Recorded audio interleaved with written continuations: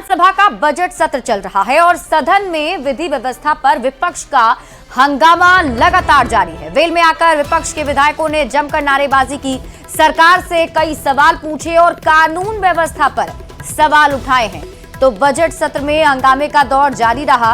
आज भी बीजेपी के विधायकों ने नारेबाजी की है, सरकार से कई सवाल पूछे हैं और खास तौर पर कानून व्यवस्था के सवाल को लेकर सरकार को घेरा है। राज्य में लग रहा है कि हेमंत से कहीं अपराधियों को अधिक हिम्मतें आ गई थी।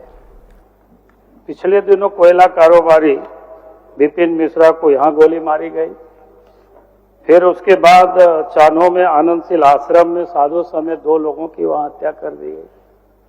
अभी रविवार को हजारीबाग में एनटीपीसी के जो कर्मचारी थे, डीजीएम थे कुमार गौरव, उनको गोली मार करके हत्या कर दी गई। और पूरे झारखंड में, ये तो मैंने कुछ ऐसे ही उदाहरण आपके समझ रखा है। मुझे लगता है कि आज सबसे ज्वलंत मुद्दा है कानून व्यवस्था। आज 25 वर्षों के कालखंड में लगता है पहली दफा इतनी अधिक लॉ एंड ऑर्डर खराब हुआ, इतना कभी नहीं हुआ था। इसलिए हम अध्यक्ष महोदय हम कहेंगे कि लॉ एंड ऑर्डर पर हमें चर्चा करनी चाहिए, इसको प्रायोरिटी हमें देनी चाहिए, क्योंकि आज राज्य में और खास करके जो कोयला क्षेत्र में जनता बिल्कुल परेशान है, तबाह है। इसलिए हम आपसे यही आग्रह करेंगे, अब इन विषयों पर बाकी कामकाज को छोड़ करके हमें इस पर चर्चा करानी चाहिए। इसलिए मैं यहाँ खड़ा हुआ। और देखिए, सदन में नेता प्रतिपक्ष की तरफ से सवाल उठाए गए तो विधि व्यवस्था को लेकर सीपी सिंह भी भड़के और सदन में डीजीपी पर सीपी सिंह ने अपनी भड़ास निकाली। कहा कि डीजीपी कहते हैं कि जेल के अंदर से प्लानिंग हो रही है। सीपी सिंह ने कहा किसी व्यक्ति का जीना दूभर हो गया है और सरकार के कानों पर जूं तक नहीं रेंग रही। यहां तक कि डीजीपी ये कहते हैं कि जो भी घटनाएं हो रही हैं उसकी प्लानिंग जेल से हो रही है। क्या जेल झारखंड से बाहर है? अगर प्लानिंग जेल से हो रही है तो फिर खुलासा क्यों नहीं किया जा रहा है? रिमांड पर लेकर पूछताछ करनी चाहिए। किसी का जीवन सुरक्षित नहीं, चाहे विधायक हो, मंत्री हो या फिर जनता। इस पर सरकार को जवाब देना चाहिए। यहाँ का डीजीपी इतना बेशर्म है कि वो बोलता है कि बड़े बड़े जो घटनाएं हो रही है वो जेल से प्लानिंग बन रही है।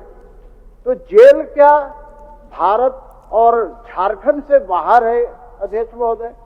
इसी राजधानी में जेल है अध्यक्ष महोदय। यदि प्लानिंग जेल से बन रही है तो क्यों नहीं उसको उद्भेदन करने का काम करता है अध्यक्ष महोदय?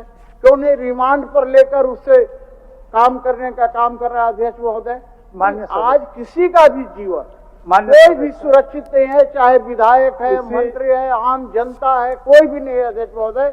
इसलिए सरकार को इस पर जवाब देना चाहिए अध्यक्ष महोदय। और सदन में सीपी सिंह के बयान पर इरफान अंसारी ने पलटवार किया है। इरफान अंसारी ने कहा कि हिटलर शाही नहीं चलेगी। सीपी सिंह सदन में माफी मांगे और सीपी सिंह अपनी मर्यादा में रहें, नहीं तो मैं लगाम लगा दूंगा। बता दें कि डीजीपी पर दिए गए बयान के बाद से सियासी घमासान मचा हुआ है।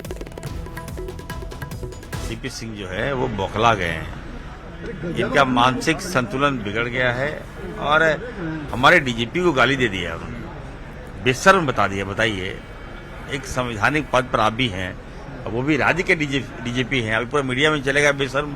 आप यहाँ बोलते हैं, पूरा देश देखता है। आप कितना बड़ा हिटलर शाही हो गए भाई। अब कौन है आप? हिम्मत कैसे हो गया आपको हमारे डीजीपी को आप उल्टा पुल्टा बोल दीजिएगा? मैं फिर से सेकंड पारी में सीपी सिंह माफी मांगे, नहीं तो अच्छा नहीं होगा। मैं सदन में खड़ा होऊंगा और मैं बताऊंगा अध्यक्ष जी को कि मैसेज गलत जा रहा है, इसकी जुबान में लगाम लगाइए। और नहीं लगा सकते हैं तो बोलिए इरफान अंसारी को, मैं लगा दूंगा इसकी जुबान में लगाम। और देखिए, राज्य में बढ़ रहे आपराधिक वारदातों पर डीजीपी अनुराग गुप्ता का बड़ा बयान सामने आया। कहा कि जेल के अंदर बंद अपराधियों से जुड़े सभी अपराध के तार, कुछ अपराधियों का जेल ट्रांसफर भी किया गया है। डीजीपी ने बताया है कि डीजीपी ने लिए विकास तिवारी, अमन साहू और अमन श्रीवास्तव का नाम। जल्द ही पूरे मामले का खुलासा किया जाएगा, ये भी उनकी तरफ से कहा गया है। जितने क्राइम हो रहे हैं झारखंड में, सारे के सारे एक मैक्सिमम जेल के अंदर से प्लान किए जा रहे हैं, ऑर्गेनाइज किए जा रहे हैं। हम लोग काफी प्रयास कर रहे हैं जेल में इनकी गतिविधियों को रोकें, कुछ लोगों को हमने जेल ट्रांसफर भी करवाई है। हम लोग और प्रयास कर रहे हैं। जेल में छापामारी भी हुई है, कल सिमडेगा जेल में छापामारी हुई है, आज हजारीबाग जेल में छापामारी हुई है। मैं उम्मीद करता हूं कि अगले चंद दिनों में हम लोग इस पूरे में इसका खुलासा करेंगे और सभी अपराधियों को पकड़ेंगे।